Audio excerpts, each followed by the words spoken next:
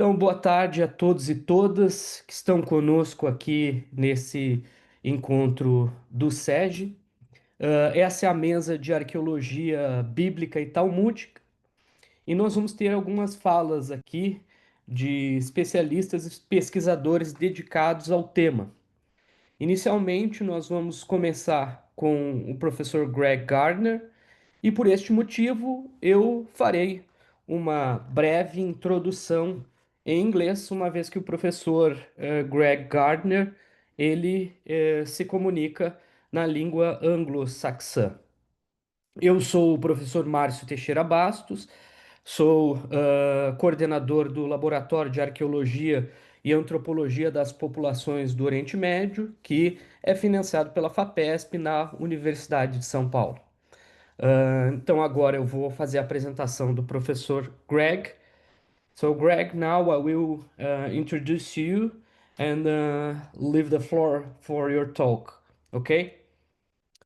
So um, Professor Greg is the professor and the Diamond Chair in Jewish Law and Ethics, Distinguished Faculty of Arts, Professor of Jewish Studies, and the Director of Graduate Studies of the British Columbia in Canada. Uh, his education, he held a PhD at Princeton University 2009, MA also at the Princeton University, also hold a MA in the Hebrew University of Jerusalem, and his BA is from Birmingham in the UK. So we are very honored and glad to have you here, Professor Greg. We're gonna be delighted to listen to your talk. So I leave the floor for you. You can you can upload your slides, your presentation if you have it, please. Then after that you can um, deliver your speech that is entitled Rabbis, Lamps, and the Shabbat, New Approaches to Talmudic Archaeology. Em português, Rabinos, Lucernas ou Lâmpadas e o Shabá, novas abordagens para a arqueologia talmúdica. So, Greg, feel free. Thank you. Thank you very much for the kind introduction. Can I just share my screen? Is that how it Yeah. works? Okay. Yes, you can. It's Let me just try it. If you have any hard time, Ernesto can help you, but I believe Here we go. yeah, Does that work? it's working. Yeah, now it's okay. We can see. Yeah. Okay. Thank you so much for the very kind introduction, and also thank you for the invitation to speak at this conference. And I also appreciate everyone's kindness in allowing me to present in English.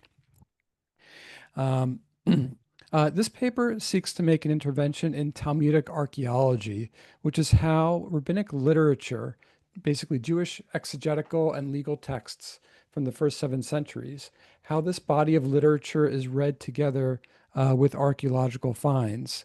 And I find particularly helpful a line of scholarship within Roman archaeology that has demonstrated how close attention to the details of small finds. See if I can just get my. There we go. How the details of small finds can expand our understanding of the ancient Mediterranean world and enrich how we write histories of this period. So I'm really trying to bring Jewish studies into closer conversation with recent developments in Roman archaeology. So dubbed by one scholars as the object turn, these studies in Roman archaeology show the value of developing histories that begin with and focus on objects, their materiality, their design, how they were used, and how their practical features intersect with human actions and behaviors.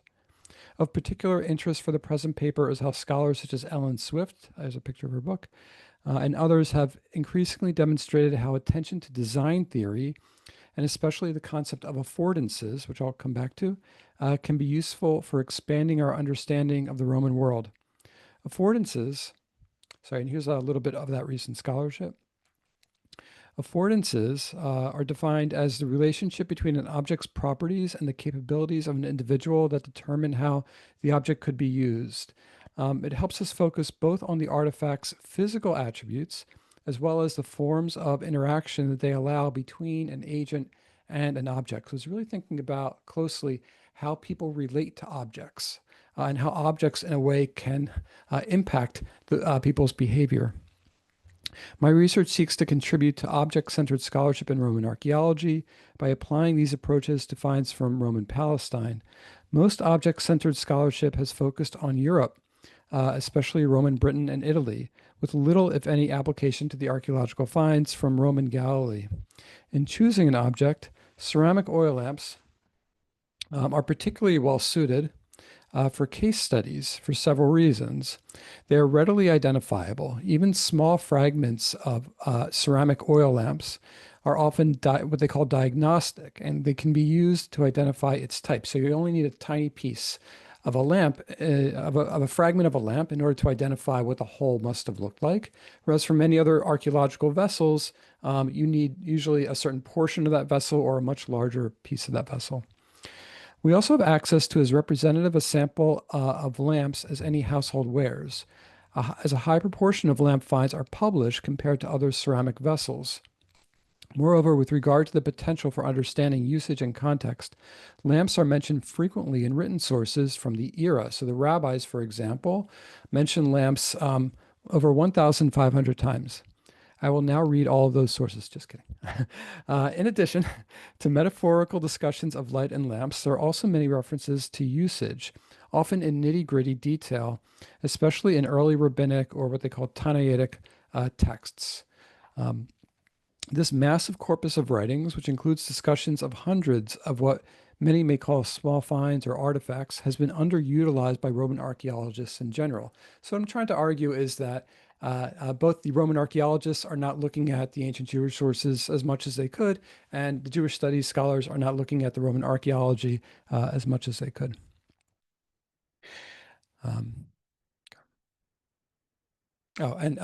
Here's just a sense of classic rabbinic literature, the texts in Hebrew and Aramaic from the first 7 centuries CE. Coming from Roman Palestine, Sasanian Mesopotamia, and these are works of Jewish law and ethics known as Mishnah, Talmud, Midrashim.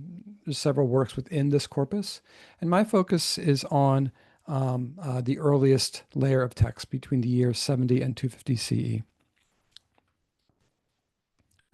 The northern collar neck lamp, so it's a specific type of lamp that I'm going to look at, is shaped like a boot, sort of in profile, with a loop handle and a rounded nozzle.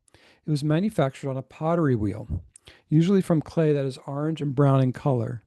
The lamp typically measures about 9 centimeters long, 6.5 centimeters wide, and 4.5 centimeters high. As with most lamps, this one could be conveniently held and carried with only one hand. These lamps are almost like flashlights. You can walk around with them pretty comfortably. The most distinctive feature of this lamp is its high collar, or its sort of neck, the part that protrudes out, that encircles the filling hole. The collar is about 1/3 of the lamp's height and tapers inward. So it almost looks like a shirt collar that's like stuck up, right?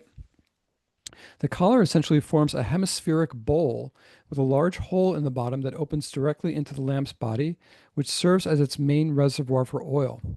Varda Zusman, who's sort of one of the preeminent scholars of ancient lamps from Israel, in her most recent assessment of the lamp, writes that the collar was made on a wheel at the same time as the receptacle. So this lamp was made sort of as a whole piece from the outset. It wasn't a lamp and then they stuck on a collar afterwards.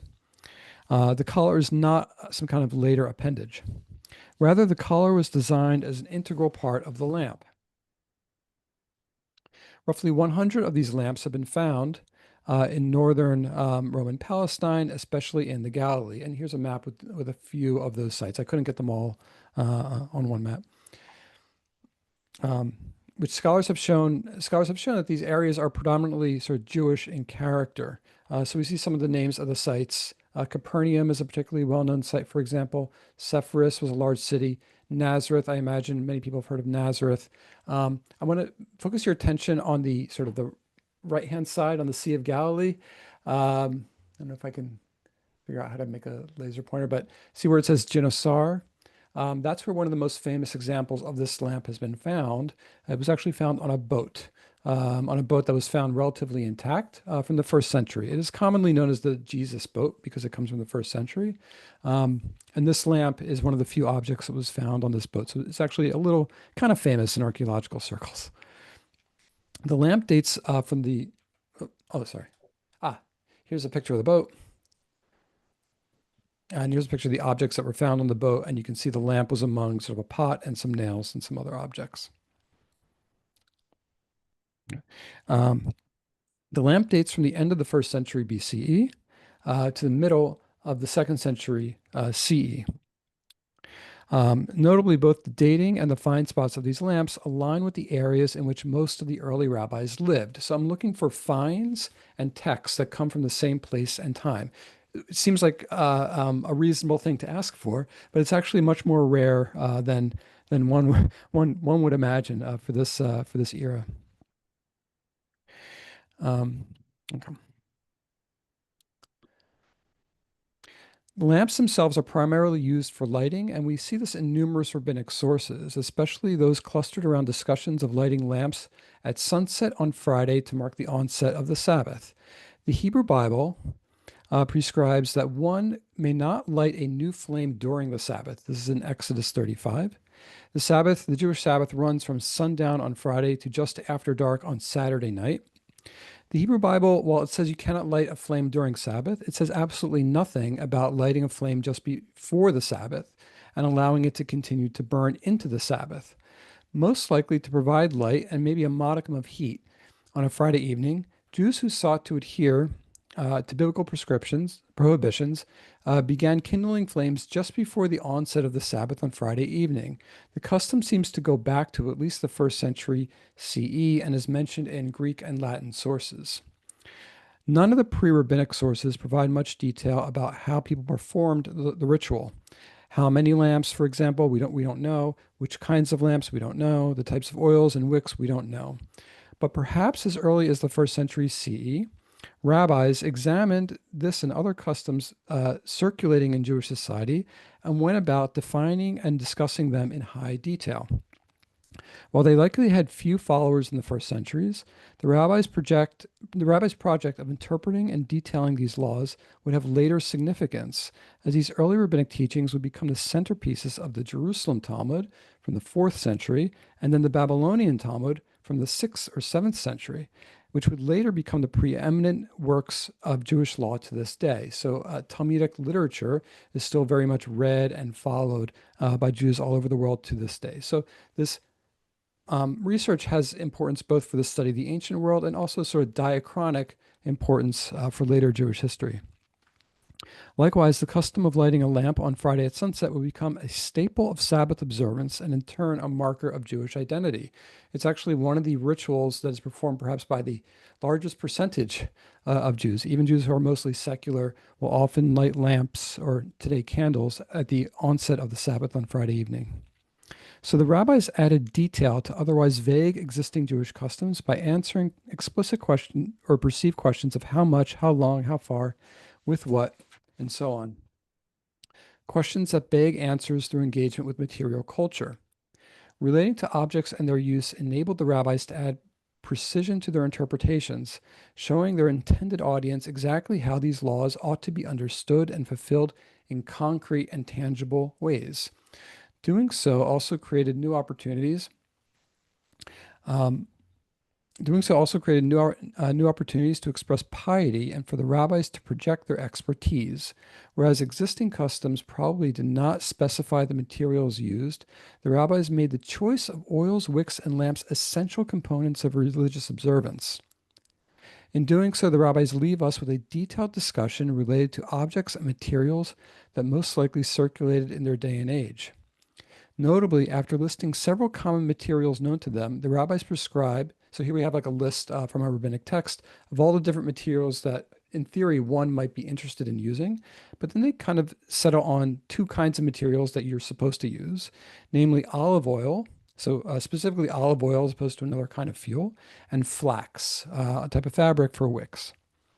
reflecting the most common materials that were cultivated, produced in Roman Galilee at the time, even if these particular materials may have been less available to Jews living elsewhere. In fact, that was one of the first critiques of this text, is that what do Jews living in other countries who do not have access to olive oil and to flax wicks, what do they do? What are they allowed to use other materials and so on?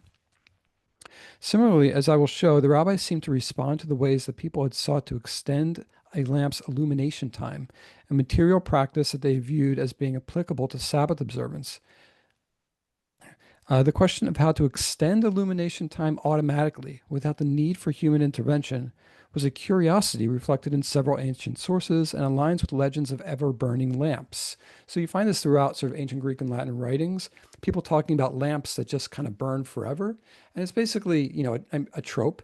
It's basically an indication that God, you have like divine favor from God and so on.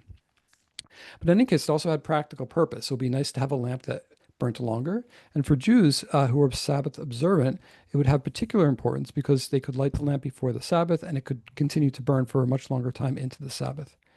Extending burning time would be a matter of convenience for many people. It would also be of interest to those who sought to refrain from kindling a new flame during the Sabbath.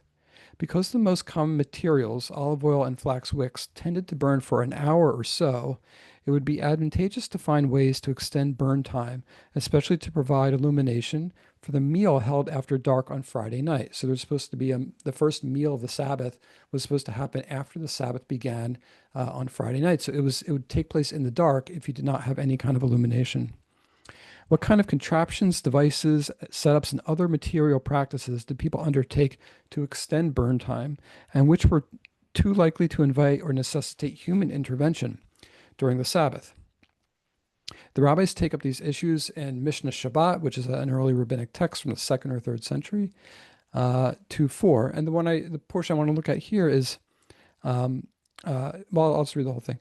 One may not pierce the shell of an egg and fill it with oil and place it on the opening or mouth of a lamp so that it may drip, even if the additional reservoir is made of clay. But Rabbi Judah permits it. If the potter had connected an additional clay reservoir from the outset, it is permitted because it is considered a single vessel. One may not fill a bowl with oil and place it next to the lamp and place the head of the wick into it so that it will draw oil, but Rabbi Judah again permits. This passage lays out three material physical ways in which people endeavor to extend burn time without human intervention during the Sabbath. In Lemma A, letter A, the end user adds a makeshift additional reservoir for extra oil made of an eggshell. Lemma B discusses a supplementary reservoir crafted with the original manufacturer of the lamp by a professional potter who created the entire object. And Lemma C discusses a dish with additional oil placed next to the lamp from which the wick draws. It seems that the central issue here is whether the object was created with an additional reservoir at the outset by the manufacturer or was a later add-on appendage by the end user. Whether this was done professionally probably enhances the physical integrity and stability of the arrangement, which in turn lowers the likelihood that one would need to adjust the additional reservoir during the Sabbath. Because the idea is that you're not supposed to fiddle or touch or play with the lamp during the Sabbath. Once it's lit, you're supposed to leave it be. Also relevant for the rabbis would be the original purpose or intent with which the vessel was created, which often creates a template in rabbinic thought for how objects may be used.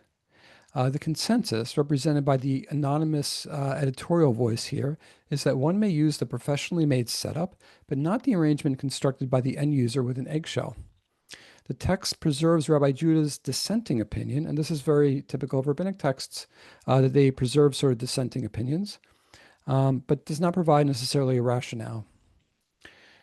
All three setups, the eggshell placed on top, the supplemental reservoir created from the outset, and the dish placed alongside the lamp, are highly material and object-oriented and deserve attention. But in the remaining couple minutes, I will just focus on the first example of the pierced eggshell.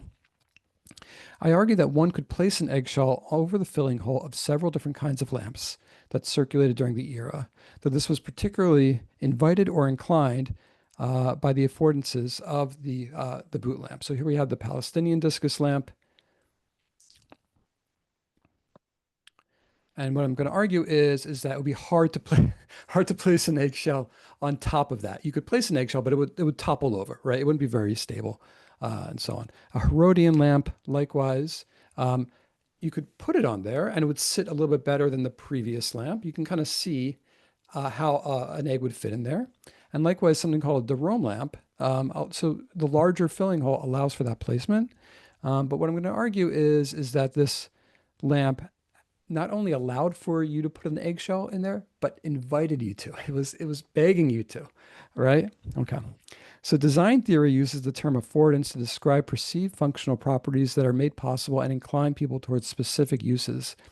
Affordances not only tell us whether a particular action can be undertaken, but also how, with regard to efficiency, speed, and accuracy. Moreover, the presence of an affordance is jointly determined by the qualities of the object and the abilities of the agent that is interacting. The physical features of objects have a direct relationship with human behavior. Given the northern collar neck lamps, given that they were widely found in the time and place in which the early rabbis lived, it seems likely they would have been familiar with this object. And in turn formulate laws and traditions that will later prove to have an impact on Judaism. In this way, we can show how this lamp is not, sorry, in this way, we show how northern collar neck lamps are not just things that tell us about the past, but help us see how things actively shape the past. It can be said the material culture of Roman Galilee shaped and influenced rabbinic traditions and played often overlooked and undervalued roles in the history of Judaism during the Roman era. So here we have, see, it's just inviting someone to place an egg into the lamp. Okay. The rabbis work out their ideas by relating them to things and material practices that were well known to them. The rabbis seem to presume a shared visual and material culture with their intended audience. They do not describe an object in detail for readers who may not be familiar with it, but rather presume that the audience is already familiar with the objects to which they refer. Objects structure human life and can influence how one thinks in both conscious and subconscious ways. An important factor is the standardization of styles and designs, which can create a common or shared material culture. Moreover, standardization was a product of large-scale mechanical production, which itself is part and parcel of an object boom, beginning in the 2nd century BCE and intensifying in the 1st century CE. The result was an unprecedented influx of new objects, leading to major new practices and configurations. There were simply more things being produced and consumed. And these realities would change lifestyles and alter people's relationships to things. In this way, perhaps we can see the rabbis' pervasive and intensive engagement with material culture as a product of the Mediterranean-wide increases in production. Given rabbinic literature's significant and frequent interest in small objects and how they were used, engaging these sources may prove useful for Roman archaeologists in writing material histories. For scholars of Jewish studies, like many areas of religious studies, we tend to focus mostly on texts. Occasionally, we see references to material culture, though we tend to see the same objects referenced over and over again. For the topic at hand, scholars have almost exclusively drawn on something called the Sabbath lamp. The Sabbath lamp is an object that was first published in 1970 by Varda Zusman.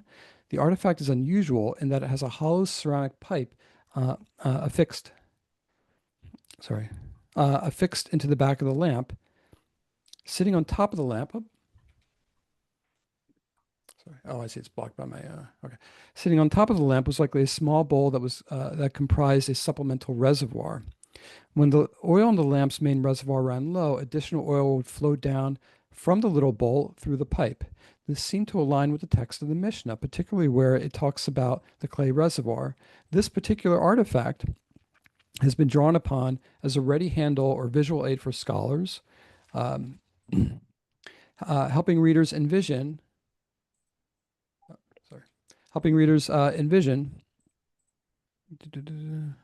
obscure and detailed text about long forgotten objects. So we can see this lamp is used over and over again in publications. However, digging beneath the surface reveals that very little can be said with confidence about this particular lamp. First, it was not recovered from a controlled excavation, but rather acquired from the antiquities market. If the object came to light today, most mainstream archaeology journals would not even publish it. In addition to ethical concerns about purchasing and publishing finds from the antiquities market, unprovenance artifacts lack archaeological context. We don't know where it was found, in what context, and so on. Did it come from a military site or perhaps a rural village? Was it found in a house or a synagogue or a tomb? We really have no idea. Sussman's remark in her original 1970 journal article that it apparently originates from the Hebron Hills has been mistaken as fact by other scholars. The absence of provenance is all the more problematic because no other object like it has been found. It is a wholly unique object. We only have one of these.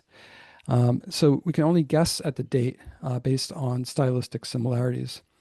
So we have perhaps 100 of the northern collar neck lamps. Can I say with absolute certainty that it was the object that the rabbis had in mind or thought that their readers had in mind? No, but I think I can lean on some numbers here with some greater probability and say that it's far more likely that they would have been familiar with this lamp than with Sussman's Sabbath lamp, which was unique.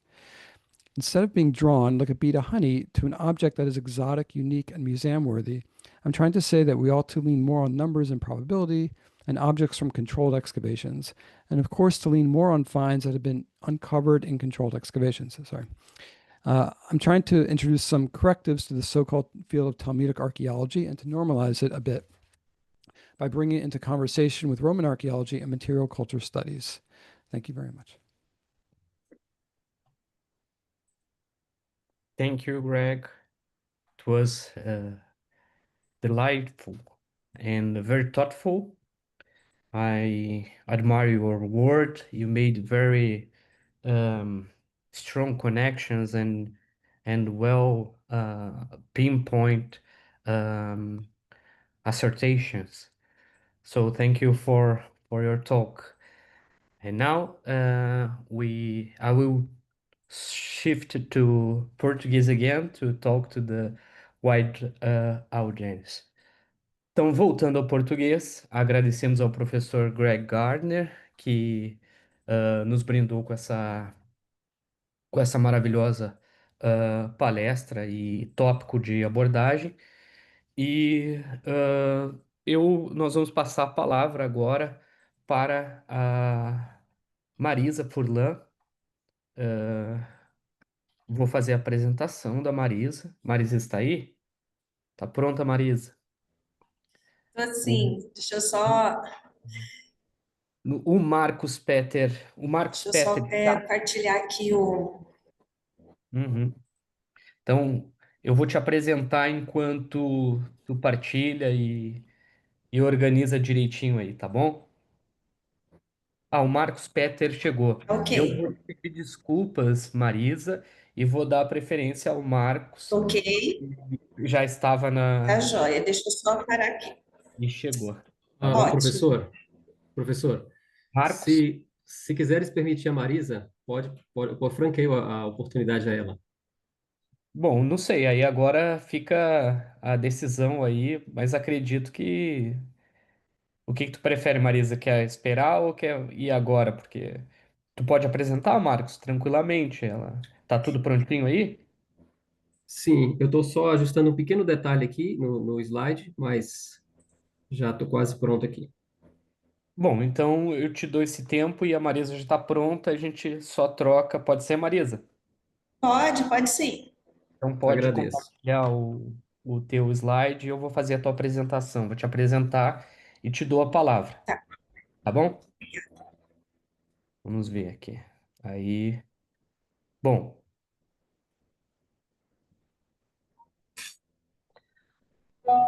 A professora Marisa Martins Furlan da Silva, é da Pontifícia Universidade Católica de São Paulo, da PUC São Paulo, e nos brindará essa tarde com a sua apresentação intitulada Acherá e o conflito entre o sincretismo religioso e o monoteísmo emergente na tradição israelita, uma análise textual e arqueológica.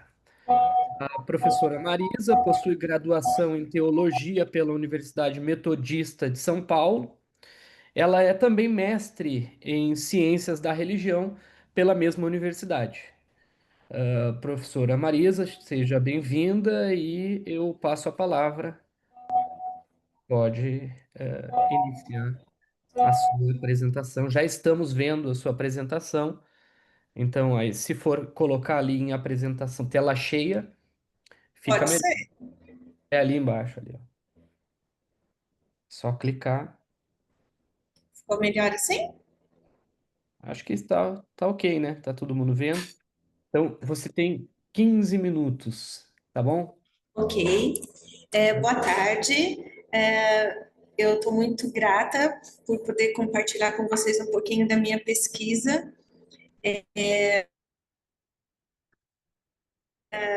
do mestrado. Eu trabalhei em Jeremias, mas foi num outro contexto, e o texto de Jeremias me chamou bastante atenção.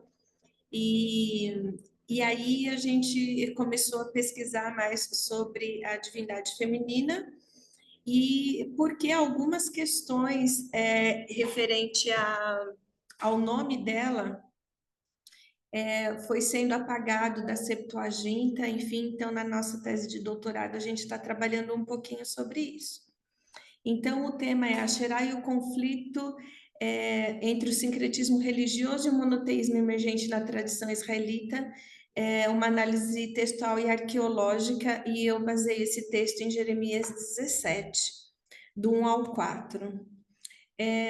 Aqui eu faço uma pequena apresentação de quem foi. Deixa eu só diminuir aqui um pouquinho para ficar assim eu enxergo. De quem foi Asherá, dentro desse panteão, né? Então eu faço uma costura entre o que a Bíblia hebraica apresenta e o que a arqueologia apresenta sobre possivelmente essa deusa. Então existem várias teorias sobre a identidade dela e que, segundo a narrativa bíblica, o povo de Israel insistia em adorar a essa divindade, oferecendo sacrifícios, queimando incenso, ofertando a ela bolos, né? Então, a gente tem essa narrativa em Reis, então faz toda essa narrativa sobre ela.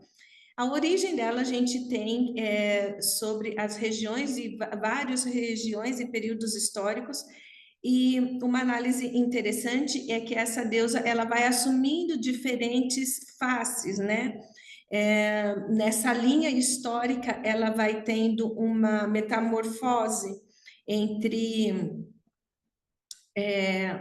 entre quem ela é, qual a divindade que ela representa e também o seu nome, né? E a sua posição no panteão ugarítico diz que ela não estava sozinha, que ela fazia parte de uma comunidade de divindades, né?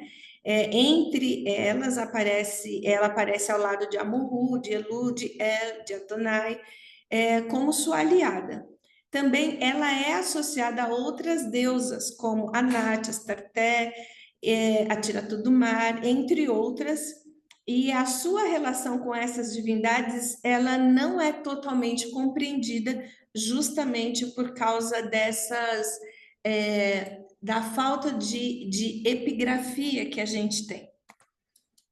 Alguns atributos de Asherá na Bíblia hebraica diz que essa deusa pode ter tido uma importância maior especificamente para as mulheres, em torno ali das suas funções domésticas. Algumas evidências bíblicas até sugerem a popularidade dessa divindade, tanto para homens quanto para mulheres, né?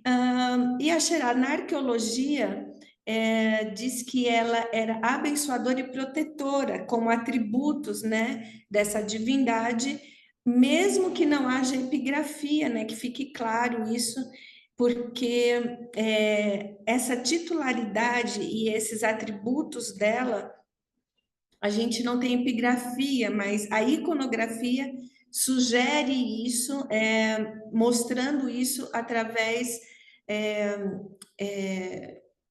dos achados arqueológicos, né? Mas quanto à epigrafia, a gente não tem nada concreto. Então, dentro do livro de Jeremias, a gente vê a importância que Jeremias imputa essa figura, né? Dizendo que o motivo de idolatria do povo se mostrava que o povo não deveria adorar outras divindades, associando ali ao seu monoteísmo, né? Que isso não traria bênçãos para eles, enfim. Mas a adoração de Asherá, ela não se tem ao certo, né? O que a sua adoração representava.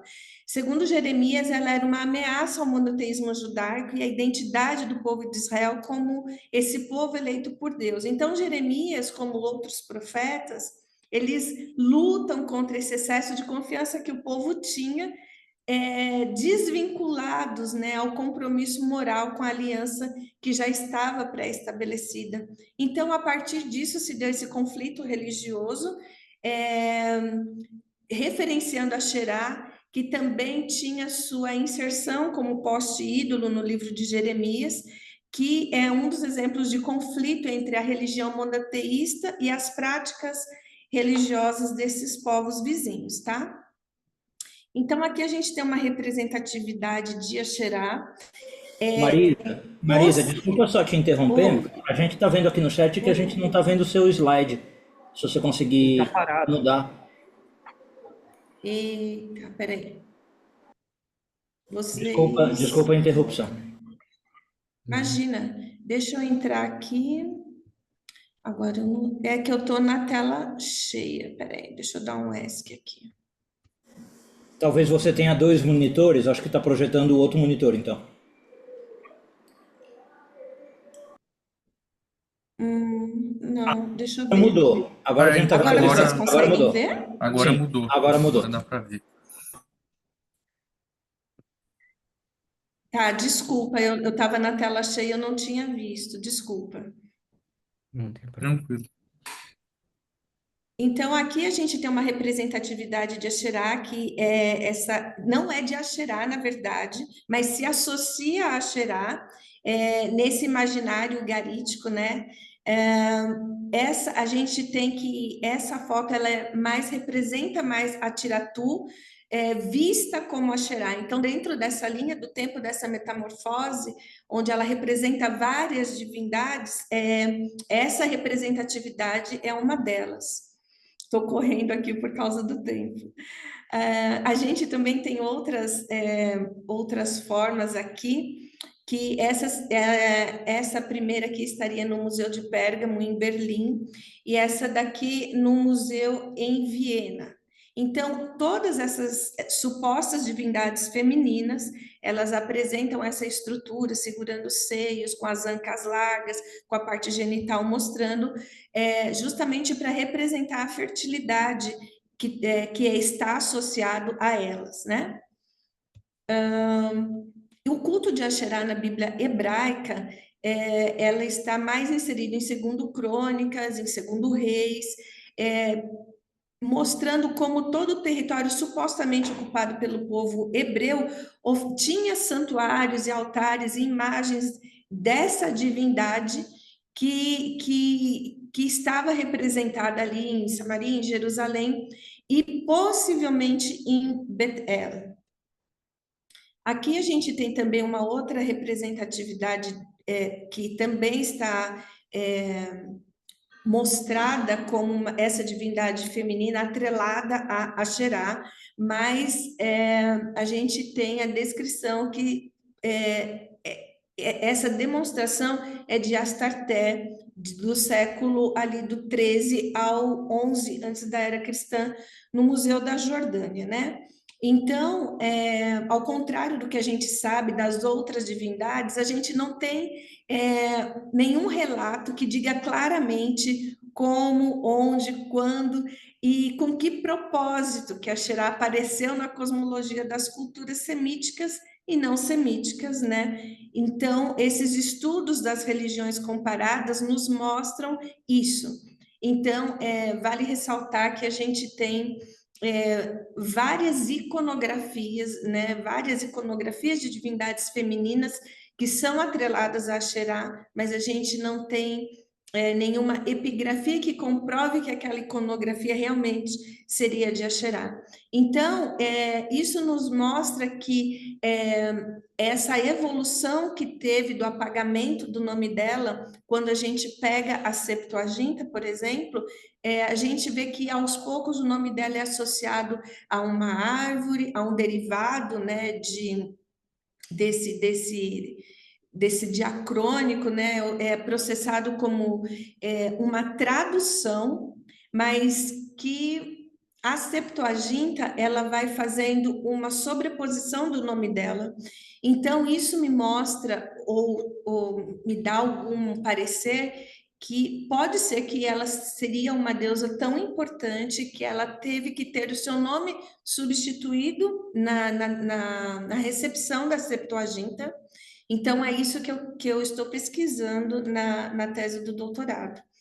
Então, aqui a gente tem somente em 2 lugares na Septuaginta onde não é traduzido o nome de Asherá, que é aqui em 1 Reis 14 e em Jeremias 17:2, que não é traduzido o nome dela. Então, eu faço o recorte do Jeremias 17, do 1 ao 4, que é essa perícope aqui, onde a tradução da Septuaginta começa a partir do verso 5. Então, isso me chamou a atenção para entender por que os receptores da Septuaginta, mais ou menos ali no século II, não traduziram o nome dessa divindade e ocultaram isso e começaram a tradução a partir do verso 5. Para isso, a minha análise ela se vai a partir da Vorla Jeremiana. A gente também tem os textos alexandrinos que vão nos ajudar nessa pesquisa aí. E dentro dessas representações de Asherá, a gente vê essa representatividade aqui que está lá no Museu de Pérgamo, em Berlim, que é associado essa divindade, né, como sendo Asherá. Então, aqui a gente não tem mais já os seios, a gente não tem mais essa fertilidade demonstrada, mas ela já está associada como um vegetal, como uma árvore que era adorada nesse tempo. Então, também a gente vai querer entender por que essas árvores eram adoradas e associadas a Asherá. Aqui também a gente tem outra representatividade de árvores que também dizem que está associada à divindade Xerá. Aqui a gente tem as deusas e as árvores aqui associadas a ela. Então, aparentemente, esse aspas, com o tempo, esquecendo-se exatamente do que era feito a Xerá. Então, a gente não sabe se a Xerá era uma árvore viva, se ela era uma árvore feita e se ela era associada como que ela era associada a essas outras divindades. Então, essa pesquisa ela quer demonstrar isso. Então, a perspectiva encontrada na Septuaginta e na Mishnah é que as Asherins, que são as Asherás, né, no plural, eram árvores vivas, né? Assim, a Septuaginta geralmente traduz Asherá como bosque, o que foi seguido pela Vulgata, né? E, portanto, a conhecida tradução na versão autorizada é também bosque. Então, para a Mishnah, as Asherins também eram árvores vivas, que eram adoradas como as videiras, as romãs, as nozes, as murtas, entre outras, né? Então, a gente vai fazer essa associação aí, ver o que a gente descobre sobre isso. Então, essa deusa da fertilidade, para alguns, ela era a rainha do céu, como Jeremias menciona, e para outros, ela era a noiva do rei do céu. E ela foi, em outro período, uma mãe protetora de um panteão inteiro, para aqueles que acreditavam na sua posição de destaque. Então, esse frasco aqui é um frasco de libação na forma de uma mulher, possivelmente representando essa divindade feminina da fertilidade, numa postura comum e com possíveis ligações a alguma deusa, né, que está lá no Museu Filisteu, ali no Museu de Eretz, em Israel. Então, essa associação entre o monoteísmo e a divindade feminina encontrada na arqueologia são os objetos de pesquisa dessa minha tese de doutorado que está sendo investigada aí, tá bem? Muito obrigada pelo tempo, pelo espaço e pelos ouvidos. Obrigado, Marisa, pela intrigante e instigante fala, né? Nós vamos ter depois o período de perguntas. Agora eu vou passar a palavra ao Marcos. Marcos Peter, tu está pronto?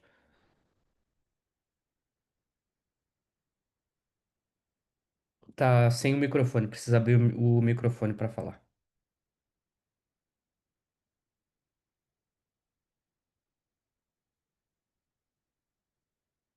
Ok, consegui. Desculpa, professor. Imagina, capaz. Sim, como que eu faço para compartilhar aqui? Para compartilhar, deixa eu olhar aqui no teu visor aí tem um compartilhar que é uma setinha para cima, bem no meio. Aí tu aperta ali, aí vai aparecer a tela. Ok, Aí tu tem telas ou avançado, né? Ou as telas ou aí tu seleciona aqui a tua tela. ok. Conseguiu? Diz compartilhar bem no meio da tela. Deixa eu ver se eu consigo aqui. Uhum.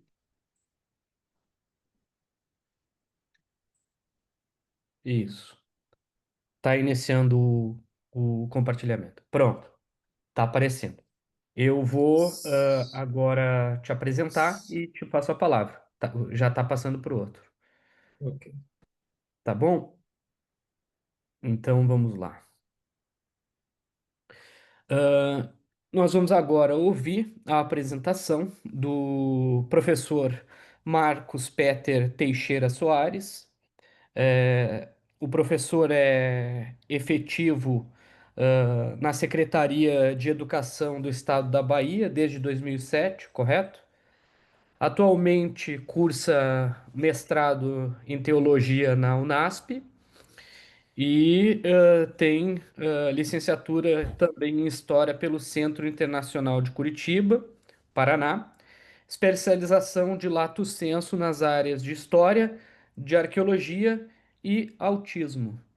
A sua fala será raízes judaicas e continuidade ritual entre cristãos e gentios, do século I ao século VI, evidências com ênfase na guarda do sábado e na iconografia do Decálogo, fontes primevas, fontes primevas e arqueologia. Então, eu passo a palavra ao professor Marcos. Muito obrigado. Fique à vontade. Pode começar a Ok, apresentar. muito obrigado, boa tarde. Como foi anunciado, né, o tema, ele é um tema que foca a questão da análise aí também do que nós chamamos de parting of the ways, ou separação dos caminhos, né, um estudo acadêmico que trata da separação entre judaísmo e cristianismo. E este resumo que nós vamos apresentar agora, ele é parte de, na verdade, é um resumo de um projeto de mestrado que nós estamos iniciando ali no Centro Universitário Adventista de São Paulo. E o objetivo, então, é investigar, de fato, se a teoria dominante, que é a teoria defendida por Dunn, não é, de que houve uma separação rápida e plena, se essa teoria realmente pode ser contraposta, não é, com a outra teoria, que é a teoria do Daniel Boyarin, que são os dois autores principais. E nessa pesquisa nós então analisamos aí o contexto da patrística, os documentos primevos, a literatura primeva, e também buscamos evidências na iconografia, na arqueologia, analisando aí a arte cristã antiga, especialmente no que diz respeito à questão do símbolo, a simbologia do decálogo, que também tem uma relação aí com a guarda do sábado. Aqui no resumo nós focamos essas duas partes, mas no projeto de forma completa, nós vamos abarcar também outros marcadores de continuidade judaica entre os cristãos gentios. eu quero ressaltar essa questão. Justamente, essa é uma motivação para a nossa pesquisa também, porque há dentro do meio cristão uma argumentação de que somente os primeiros cristãos de origem judaica teriam mantido alguns rituais e alguns marcadores do culto judaico, que seriam os judeus cristãos, não é? Os primeiros judeus cristãos convertidos na Palestina, e nosso objetivo é mostrar que a separação dos caminhos, é tentar investigar isso, se a separação dos caminhos ela se estendeu por mais tempo e numa região muito maior do que apenas a região da Palestina, onde habitavam os primeiros cristãos. Então, aqui nesse primeiro slide, eu creio que vocês estão enxergando aí, estão visualizando, né? O cristianismo primitivo, ele não emergiu como religião totalmente distinta do judaísmo, mas como movimento messiânico intrajudaico. Os primeiros seguidores de Jesus eram notoriamente judeus que valorizavam o Antigo Testamento, o Decálogo e práticas como a guarda do sábado. De acordo com o Dan, 2006, ele vai dizer que os primeiros seguidores de Jesus, todos judeus, assim como o próprio Messias cristão e seus apóstolos, operavam dentro de uma tradição que valorizava o Antigo Testamento, o Decálogo e práticas como a guarda do sábado. O próximo slide, não sei se vocês conseguem visualizar aí. Consegue visualizar tudo? Ok? Ok. Sim, A historiografia, Sim, a historiografia, ok. A historiografia tradicional enfatiza, como eu já falei, uma separação abrupta entre judaísmo e cristianismo, algo rápido, né, e pleno, ali já por volta do primeiro ao segundo século, até o segundo século. Contudo, pesquisas arqueológicas revelam uma realidade muito mais complexa, interconectada, e durante séculos a celebração, por exemplo, da Páscoa pelos cristãos coincidiu exatamente com a Páscoa judaica no 14º dia do mês de Nissan, e a observância do sábado continuou a ocorrer no sábado tradicional, sétimo dia da semana. Essa continuidade ritual demonstra que as fronteiras religiosas eram muito mais fluídas que tradicionalmente assumido. Muitas vezes é impossível nos séculos 1 e 2, aliás, 2 e 3, estabelecer a diferença entre túmulos judaicos e cristãos, por exemplo. Essa é uma afirmação do James Carroll, no seu livro Os Judeus e a Espada de Constantino. Carroll vai dizer que a fluidez da interação entre esses grupos, judeus e cristãos, se reflete nos modos pelos quais os pais da igreja, já em pleno século IV, advertem contra a participação cristã em observâncias judaicas. Carroll, 2002, na página 160, ele vai falar isso. Aqui nós temos uma pequena perspectiva em mapa, não é? A terceira viagem missionária de Paulo, para a gente perceber como que o cristianismo ele foi se expandindo logo ali, já no primeiro século. Foi uma expansão muito rápida. Aí nós temos aí a terceira viagem missionária do apóstolo Paulo de Tarso. E então o cristianismo ele vai se difundindo por todo o império, né? A região do Mediterrâneo. Daquela época, entre o século 1 e 3, ele já alcança todo o império, chegando até algumas regiões mais longínquas lá, como a região da Bretanha, né? Hoje onde nós temos ali a Inglaterra e o Reino Unido.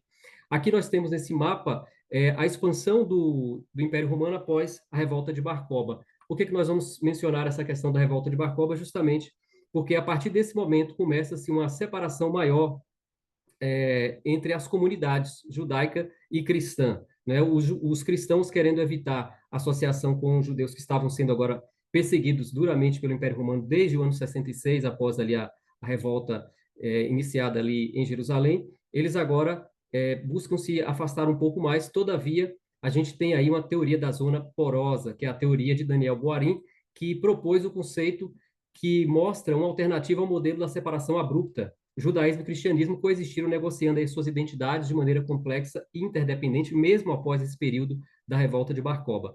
As fronteiras entre judaísmo e cristianismo nos primeiros séculos eram fluídas, permitindo a coexistência de identidades híbridas e a negociação constante de tradições. E temos as práticas compartilhadas com a observância do sábado, que eram distribuídas entre diferentes grupos religiosos. Inclusive, em nossa pesquisa, a gente vai citar, por exemplo, o caso da Igreja Cristã Etíope, que até os dias de hoje, por influência também de dos cristãos que ali chegaram primeiramente, nos primeiros séculos, quarto século, eles ainda têm a observância do sábado conforme o sábado judaico.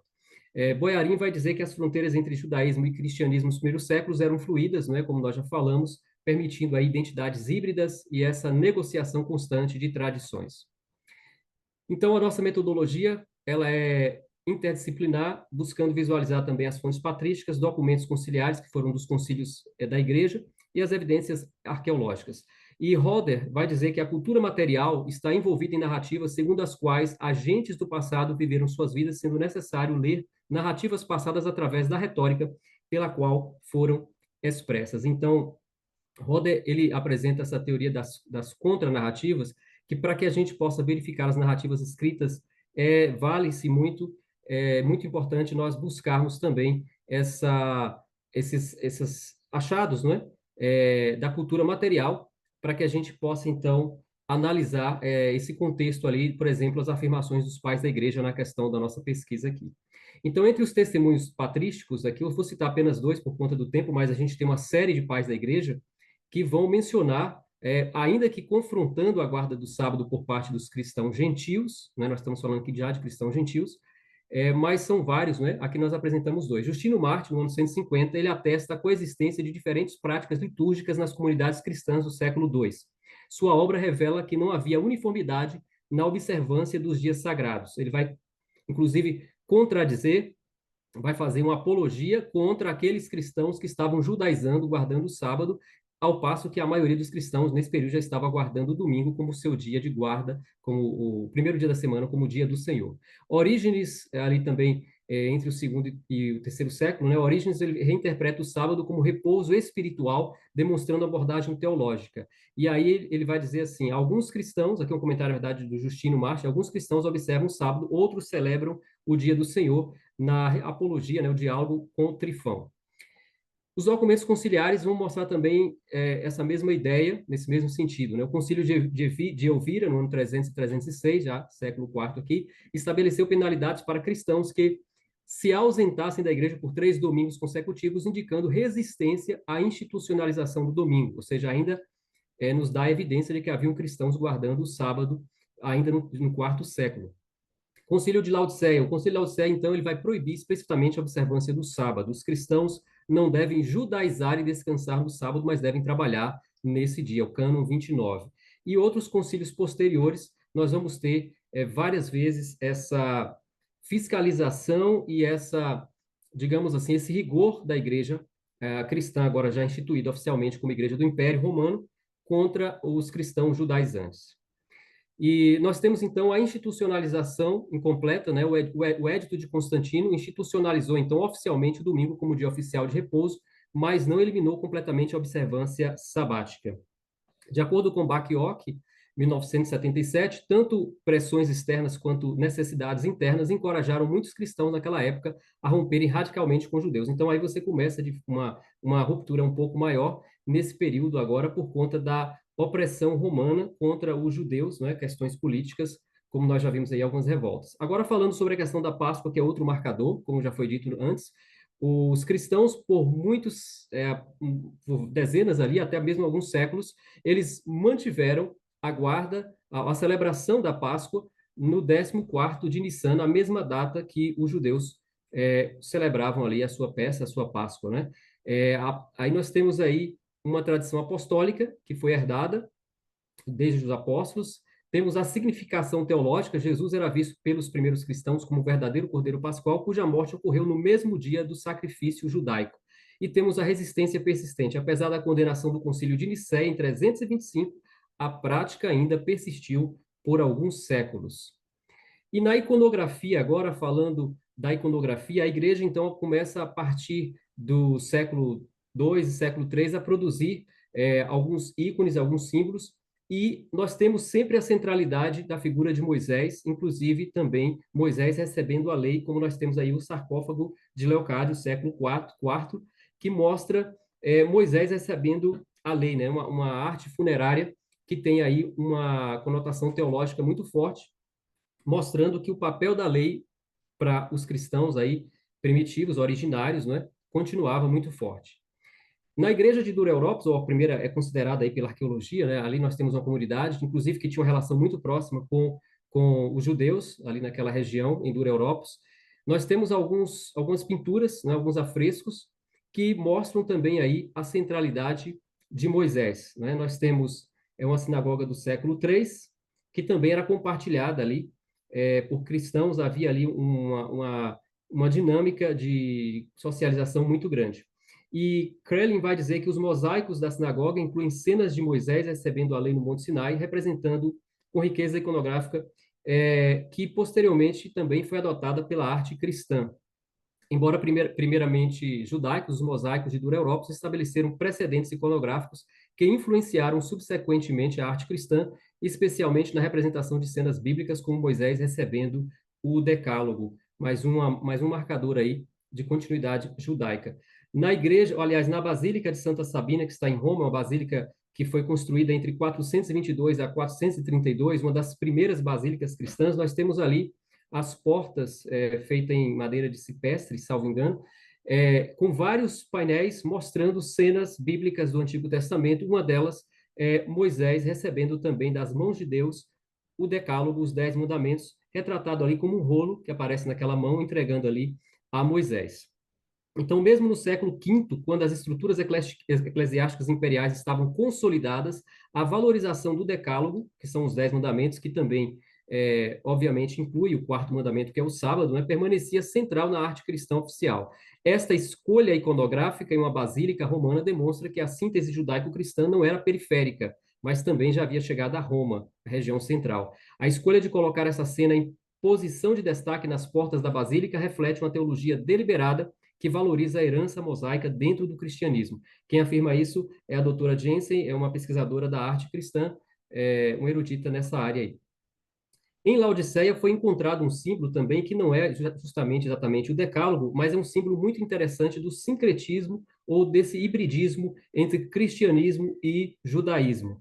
Esse artefato é a menorá, conhecida como a menorá cruz de Laodiceia, é do ano 363, foi encontrada numa coluna, ou uma estela também, como se chama, ali na região de Laodiceia, e você pode observar aí o sincretismo nessa simbologia. A cruz está mesclada aí, fundida com uma menorá judaica. O pesquisador, né, que relatou esse achado, Simsek, em 2006, ele disse que a presença de sincretismo iconográfico em uma área do cristianismo estabelecido sugere que a zona porosa persistiu muito além dos primeiros séculos, né, conforme a teoria de Boarim. E, finalmente, eu não coloquei aqui a imagem original, mas se for pesquisado, vocês podem encontrar facilmente na internet, um achado que foi descoberto agora em 2022, na Áustria, chamada Píxide da Áustria. É uma caixa de marfim que era usada para colocar ali os emblemas da ceia, né, do ritual da Santa Ceia. Nós temos ali, então, esse objeto que era usado para guardar ali, um relicário para guardar objetos sagrados, como a hóstia e outros ali no momento da Eucaristia. E essa píxide do século VI apresenta cenas de Moisés recebendo o Decálogo. Essa descoberta recente demonstra a disseminação geográfica e persistência temporal da valorização cristã do Decálogo, algo que vincula aí também com a tradição judaica. A presença de iconografia mosaica em um objeto de uso litúrgico cristão no século VI, em uma região periférica, ou seja, longe do centro da sede cristã, demonstra que a síntese judaico-cristã se estendeu às regiões alpinas. Isso no sexto século, né?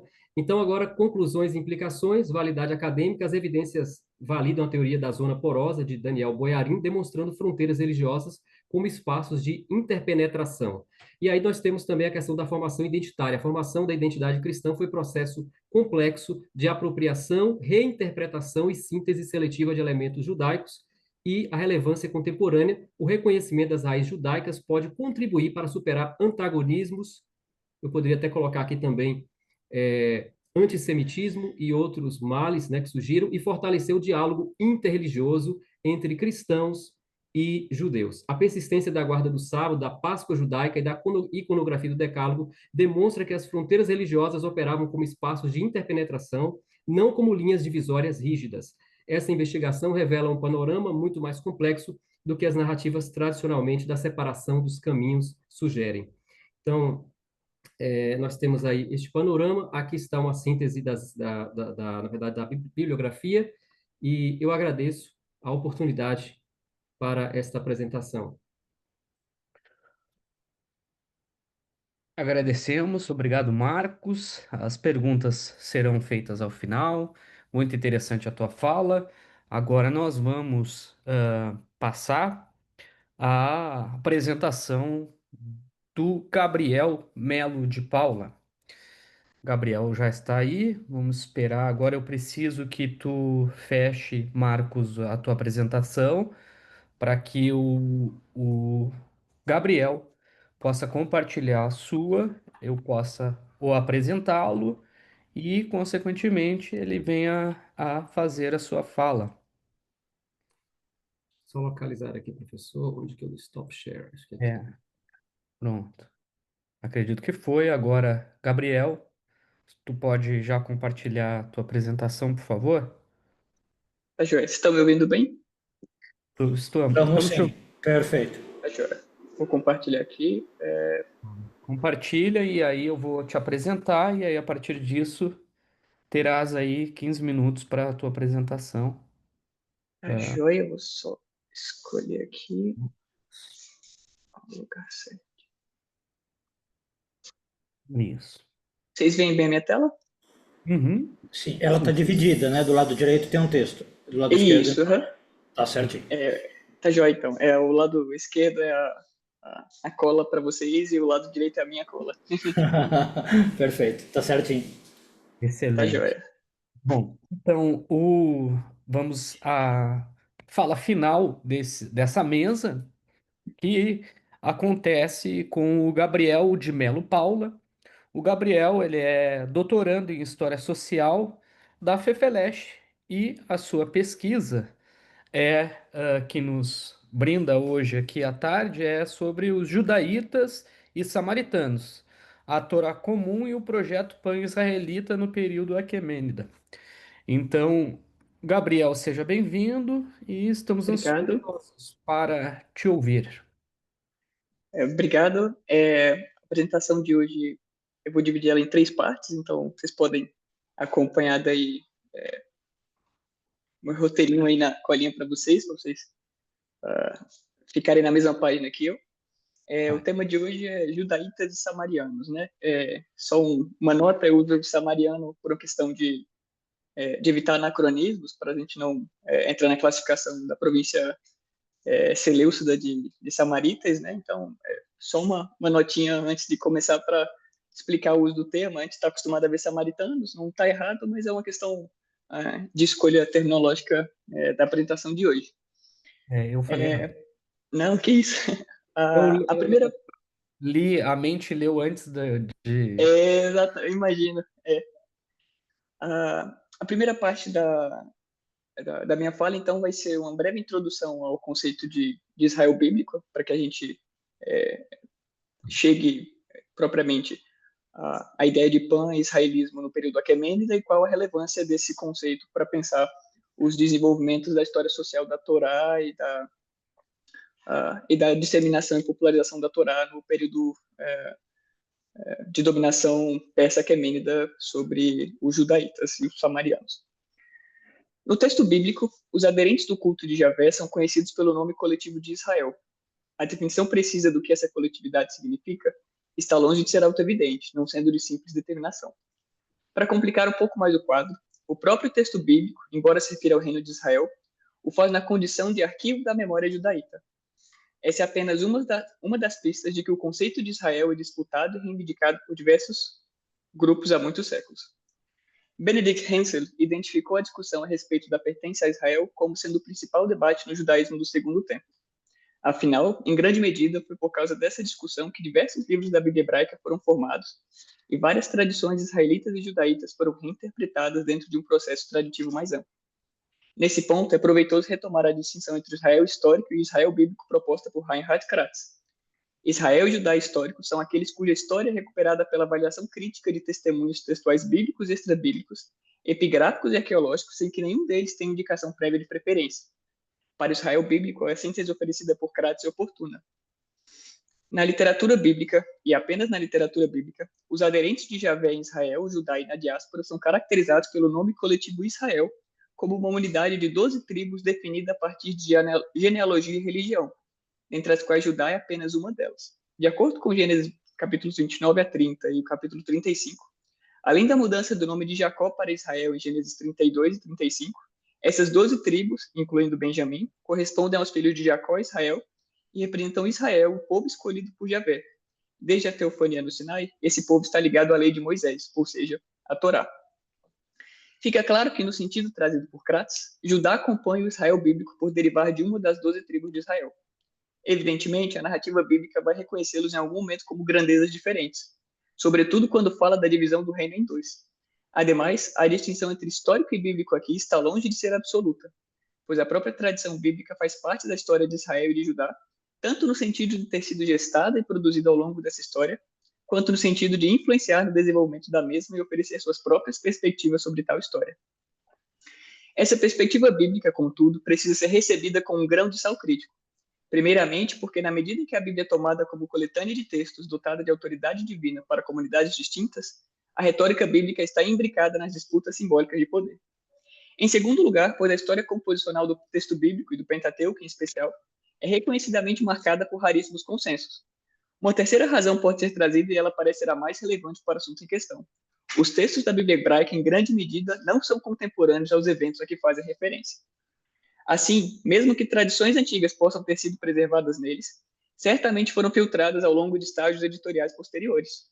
Por causa disso, o estudo crítico do Israel bíblico e a questão da pertença a esse mesmo Israel dependem da avaliação da cultura material e de modelos explicativos que reconstruam a história composicional da Bíblia hebraica.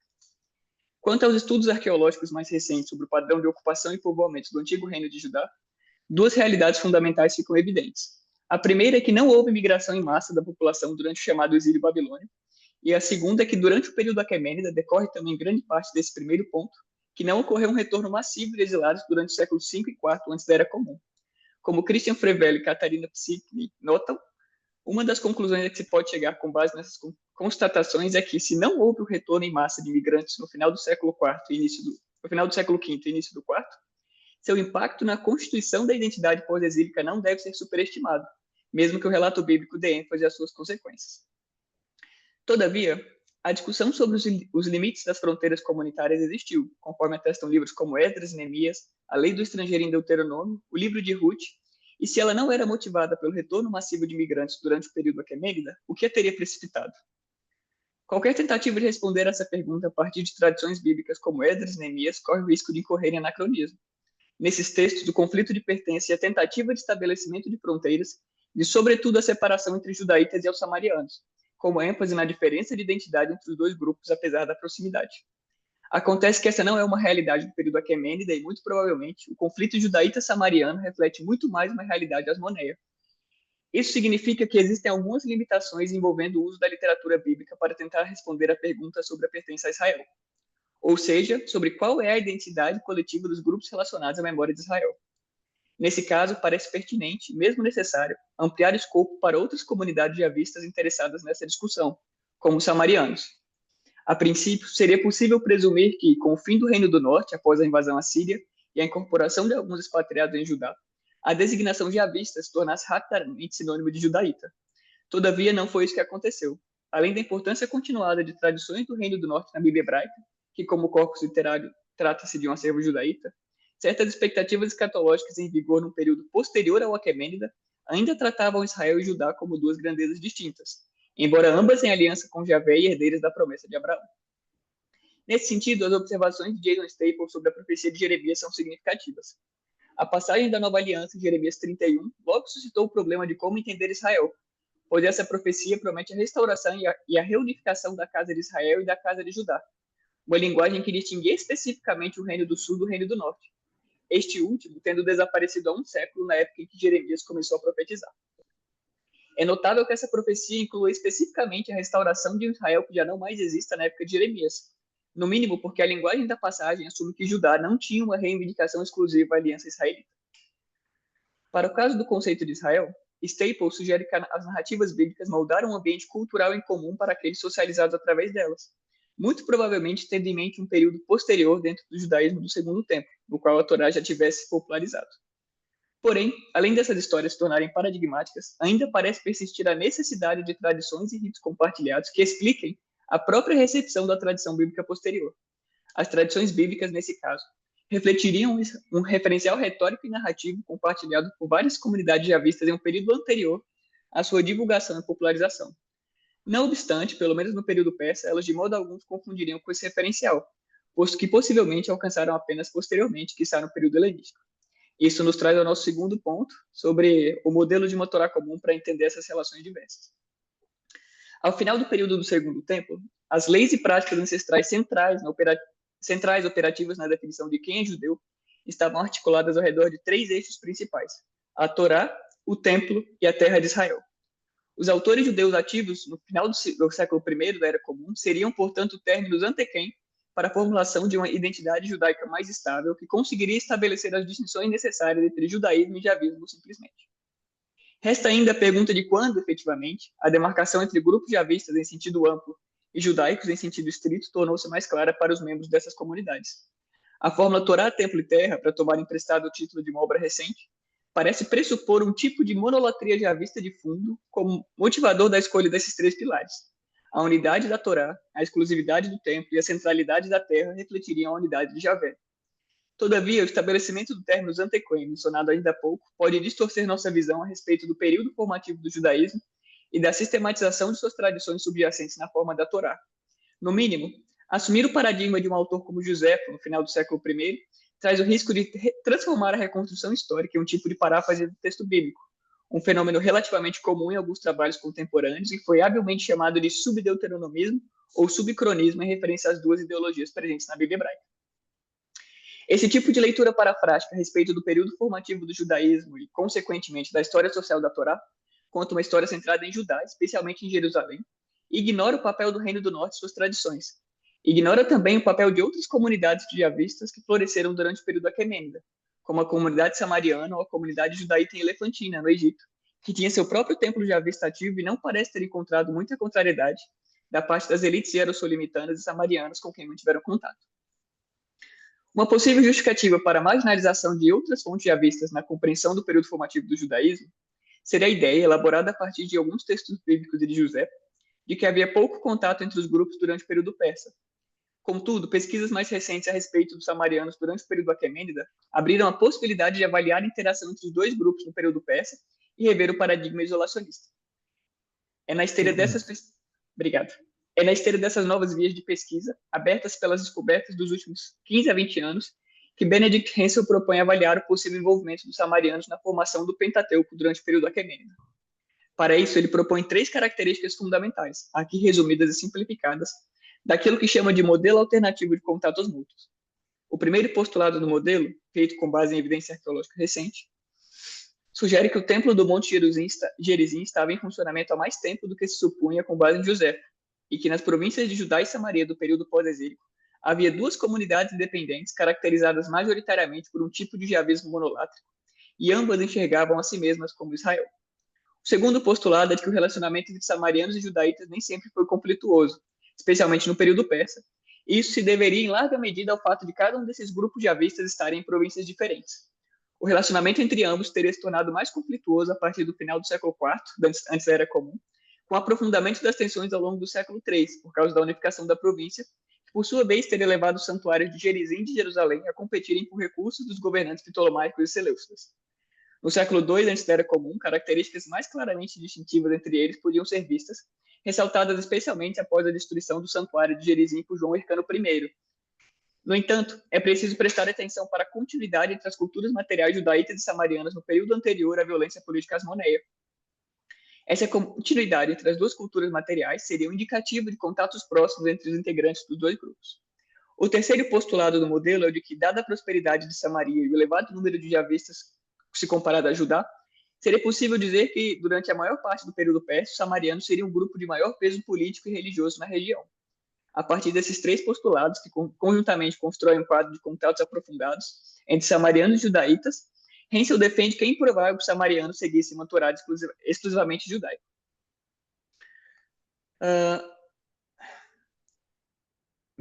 Com base então nesses 3 modelos proposto por Hensel, eu vou pular um pouquinho, por uma questão de limitação do tempo, para a nossa última parte, sobre de que forma essas memórias do Reino do Norte, ou seja, influenciadas por uma presença samaritana, seriam evidência de um projeto pan-israelita no período aquemênido.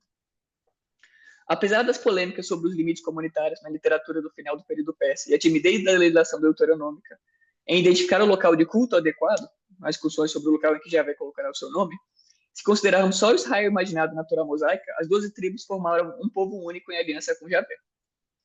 O conflito judaíta-samariano do período helenístico, motivado sem dúvida pela violência política asmoneia, não pode ofuscar o fato de que as duas comunidades herdaram essencialmente a mesma Torá, com variações mínimas ideologicamente calculadas de ambos os lados. Se, como sugerido, a explicação para isso se encontrar na edição de uma Torá comum por judaítas e samarianos, a motivação para essa Torá comum poderia ser interpretada a partir da curta renovação de um projeto pan-israelita no período Aquemênida. Thomas Romer usa o termo pan-israelita para se referir às ideias motivadoras presentes nos textos de restauração profética das casas de Judá e de José. Além disso, ele também usa o termo para se referir aos apelos retóricos feitos à diáspora judaíta no Egito no texto da novela de José, livro de Gênesis, identificando a comunidade elefantina como possível receptora desses acenos retóricos. Segundo Romer, o pan-israelismo representa uma visão inclusiva da extensão e do significado de Israel, nesse caso compreendido como a junção das casas reais de Israel e Judá históricos. Em outras palavras, o pan-israelismo é o construto político que ajuda a compreender o surgimento da imagem do Israel bíblico apresentado por Crates. Embora Romer afirme que a história de José reflete uma concepção antideuteronomista por causa da sua visão positiva de casamentos interétnicos, é curioso que uma das primeiras manifestações de uma ideologia pan-israelita estejam precisamente na tradição deuteronomista. Aliás, o pan-israelismo está intimamente associado à recepção de tradições nortistas dentro da Bíblia hebraica, aparecendo no ciclo do patriarca Jacó, pai das 12 tribos de Israel, e no relato do Êxodo, possivelmente uma tradição do antigo Reino do Norte, funciona como grande mito de origem do Israel bíblico. Nesse sentido, o pan-israelismo parece ter funcionado como uma amálgama ideológica por trás da compilação e edição das tradições bíblicas, uma vez que a Bíblia hebraica, como um todo, é fruto da ação de círculos de escribas judaítas. Se as primeiras manifestações de uma ideologia pan-israelita estão ligadas ao influxo de tradições nortistas na cultura escriba judaíta, possivelmente após o saque de Samaria pelos assírios, a Torá comum judaíta samariana também parece pressupor a renovação de um ideário pan-israelita no período aquemênico. Obrigado.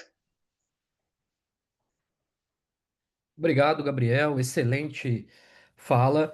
Agora nós vamos passar ao momento das perguntas, né, e das nossas discussões. Nós vamos ter aí alguns poucos minutos para fazer isso, certo?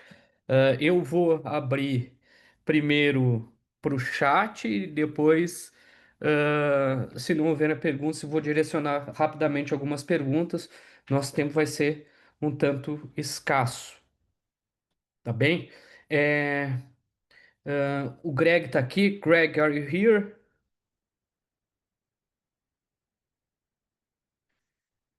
So, I have a question for you because now we are started the period of queries and discussions.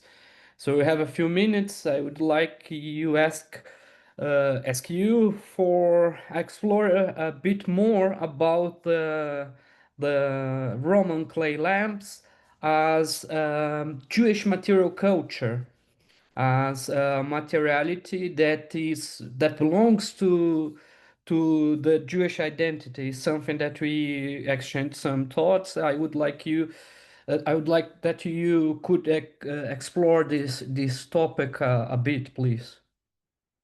Yeah, thank you. I think actually a lot of this is it also got your research on this has really made me think about it quite a bit. What is Jewish material culture? And sort of classically, people think that, an artifact that has a picture of a menorah on it, that's Jewish material culture. So I wouldn't argue with that, but I would say that that's not all of it. I think that there's like a lot of objects that are just sort of neutral, that look kind of neutral, that are no particular religion whatsoever, but that can be thought of as artifacts that are sort of commonly used by Jews during the Roman period. So the big example I can think of are the discus lamps that you've worked on so much and have written about. There's, a few of these lamps have sort of a Roman mythological motifs on them, and it's possible those were used by some Jews, but the vast majority of them have no sort of religious motifs on them whatsoever. Geometric patterns, basically that sort of thing. And we find them, as you know, all over the Galilee, even in larger quantities than the artifacts that have specifically Jewish symbols on them. But there's a knee-jerk reaction to say, oh, these weren't Jewish because they came from the outside and they're Roman and that sort of thing. But I don't, I think we need to challenge that a little bit. And also, challenge the idea of there's a big distinction between Judaism and Romanism in general. I think the fact that so many Jews were using these lamps that were not specific to any particular religion makes them, in a way, Jewish material culture that was used by the Jews. And so when the rabbis are writing all these texts about lamps, as like minute and like sort of mundane as these things sound, they're probably thinking of these objects that were just sort of, plain. And there was. It seems like from your paper that you're publishing in Tel Aviv, they were. It seems like they were made in Lebanon. They were brought in from, sort of imported from the outside in large quantities. But it's what people were choosing to use. They had a lot of functional advantages to them. So that's sort of my take on it. I've been learning a lot from your work, actually. Thank you so much. It's a honor for me. And I believe that what people usually forget when they approach the topic is that Jewish are Romans, basically. They are integrated in the Roman society. They became Roman citizens. If you became a Roman citizen, you are not an outsider. You are a part, even if you are a minority, you are part of that broad society. If Jews claim to become, it's like us in Brazil. We can have both citizenships. I can be a Brazilian, but I can be also a Portuguese. I can be other national identity. So if you are connected and somehow in the legal sense, that means you share much more than usually academia used to think about it. So I'm aligned with your thought, and that's why we are working together and are closing up our connections. So thank you, Greg. We have much more for the future. So I will shift to Portuguese again and ask a few questions for the for the people in the room, ok? Bom, e então agora eu gostaria de direcionar três perguntas a cada um dos participantes para a gente encaminhar esse fim, que nós temos pouquíssimo tempo. Então, para Marisa, eu quero fazer um comentário. Achei muito boa a apresentação.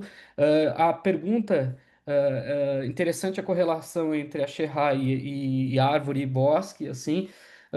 Eu gostaria depois da palavra, quais seriam as referências arqueológicas que tu tem trabalhado, né? Quais as referências arqueológicas? Para o Marcos, eu vi que usou o Ian Hodder, eu conheço muito bem o professor Ian Hodder, trabalhei com ele, trabalho com ele ainda. Acabamos de publicar um livro, o livro de teoria do professor Ian Hodder, chama Emaranhado, saiu pelos livros abertos da USP. A minha pergunta, achei interessante a questão da separação, né? Mas fiquei com uma dúvida quando tu tocou em Dura Europos, chamando de igreja e falando que tem uma questão cristã judaica. Não vai dar para explorar aqui, mas é uma questão controversa. A princípio, como eu estava conversando com o Greg, né? Os judeus estão incorporados desde muito tempo, como Gabriel demonstra, dentro da sociedade do Mediterrâneo. Então, essas confluências, claro que se estendem em longa duração. E até onde a gente tem pela arqueologia, né, Dura Europos é uma sinagoga. E mesmo que haja alguma correlação com cristãos, é a mesma correlação que vai ter com todos os outros. Não vai ter. E também eu não consigo enxergar que um panorama artístico do Oriente Médio, certo? Lá de uma região, de uma sinagoga específica, não tão famosa, porque Dura Europos é famoso na arqueologia, não no mundo romano, vai influenciar o império inteiro. Então, acho que é um salto muito grande para essa interferência, desculpa, para essa afirmação. Aí pergunto então ao Gabriel, e aí lanço o espaço para vocês falarem. Assim, gostei muito da apresentação do Gabriel, muito bem colocado a relação entre o norte e o sul, os judaítas e os samarianos. Geralmente, quando nós estamos falando de antiguidade tardia, já são samaritanos, assim como já são judeus, porém esse é um processo a posteriori, não é o que tu está trabalhando. Então, eu gostaria de deixar uma dica. O Pentateuco, quando e por que? Um texto do professor Oriental e do professor Van Taunken, da Universidade de Tel Aviv, onde eles abordam quando, em que momento, contexto arqueológico, teria surgido a Torá. Acho que vai te ajudar no sentido de criar mais reflexões nesse sentido, incorporar também uma bibliografia, uma literatura estritamente arqueológica. Tua conversa é excelente, mas ela está baseada basicamente na história. Também senti a falta do Israel Finkelstein quando tu está falando e abordando esses tópicos. Acho que seria interessante conversar com a arqueologia, com todos os dados que ele levanta, principalmente a respeito do Reino do Norte, vai se interligar em toda essa tua questão. Esses seriam os meus comentários. Eu passo a palavra a vocês, primeiro a Juliana, depois ao Marcos, depois ao Gabriel, e nós encerraremos aí. Peço que sejam objetivos aí, porque é meio corrido o nosso tempo, tá? Então, Marisa, por favor. A sua pergunta, desculpa, é sobre a evidência arqueológica de Axerá, é isso? Não, sobre quais seriam as tuas leituras arqueológicas, quase eu falei a mim, né? Quais seriam a tua referência bibliográfica de arqueologia, não de história? Quem são os arqueólogos que tu está lendo em relação a esse Ah, tema? tá. Então, sobre essas evidências, eu estou trabalhando Halliday, Croato, Cornélio, Binger, Peg Day, Arkeman, Matos. Então, esses pesquisadores, eles falam muito desses achados arqueológicos de Atiratu, da epopeia de Kirta, também dos achados de Quintilet Ashud. Então, todos esses achados aí que compõem, possivelmente, né, que se atribui possivelmente a essa deusa, a gente está trabalhando aí como referencial teórico. Ah, excelente. Obrigado, Marisa, esclareceu. Imagina. Passo ao Marcos. Olá, professor. De fato, eu estava um pouquinho ansioso aqui. Na minha apresentação, no slide, eu havia colocado, eu fiz foi um pequeno equívoco. Em Dura Europa, de fato, nós temos a sinagoga, que nós trabalhamos ali para poder fazer uma analogia com as pinturas ali, não é? E temos também que em inglês é chamado de house church, né? Ou uma casa-igreja, uma casa que servia como igreja cristã. E lá nessa casa-igreja há um batistério, né? Um tanque para o batismo. Uhum. E É que então, quando tu assim, falou, ficou as parecendo que tinha um pinturas. batistério dentro da sinagoga. Isso é. Ficou meio confuso. Uhum, Na verdade, o batistério está na casa-igreja. uhum. E a analogia que eu tentei fazer é que essa ideia de usar Moisés como um dos símbolos, né, e tal, que os cristãos depois eles vão tomar isso também em algumas partes. Tá. Eu tenho só uma perguntinha, uma última, assim. Qual é a inteligência artificial que tu usou para fazer a apresentação? Professor, eu acho que chama Gama, é a segunda vez que eu a uso, Ah, Gama. muito boa. É excelente inteligência artificial para ser usada. Parabéns, então. Bom, Gabriel, por favor. Obrigado, professor, pelas perguntas, pelo retorno, pela dica. Esse texto do Tal e do Fantalkin já estava na minha bibliografia, tá no horizonte, mas agora eu vou prestar um pouco mais de atenção a ele. Sobre a ausência do Finkelstein, eu entendo a relevância dele para a transformação do campo da arqueologia do Levante, enfim, né? Bom, Eu bom, não inseri. o professor Alô? gostou do slide, eu ia perguntar qual foi a inteligência artificial. Eu não coloquei ele por uma questão de tempo, né, o espaço, né, para poder interagir, mas eu me baseei em grande medida na discussão do Lipschitz sobre os padrões de ocupação ao longo do período aquemênida. Então, em termos de referencial arqueológico, acabou sendo mais o tipo de interpretação que ele fez da cultura material, enfim, aquela ideia de maior continuidade entre cultura material de judaítas e samarianos. Uhum. Acabou que foi por uma questão de recorte de tempo e a limitação do espaço, enfim, 15 minutos é muito pouco tempo, não dá para aprofundar, enfim. Mas obrigado pelo retorno, enfim. E o referencial do ODED, o ODED também é da Tel Aviv, né? O ODED ele tem um trabalho aí até já está muito mais desenvolvido para do 10º século, né? Então é muito bom. Parabéns aí, gostei muito da apresentação mesmo, tem muito futuro pela frente. Então, Obrigado. foi meio corrido. Gostaríamos de ficar conversando mais. Aqui temos muitos assuntos. Com certeza passaríamos uma tarde, uma noite conversando sobre tecnologias, sobre todas as nossas pesquisas, mas temos que encerrar. Eu vou agradecer mais uma vez ao professor Greg, que esteve conosco, e a todos vocês que participaram. Foi uma satisfação. Nos vemos numa próxima edição do encontro dos pesquisadores do SEG. Obrigado e até a próxima, pessoal. Obrigado, boa tarde, pessoal. Até logo. Boa Tchau. tarde. Obrigado, Boa pessoal. tarde.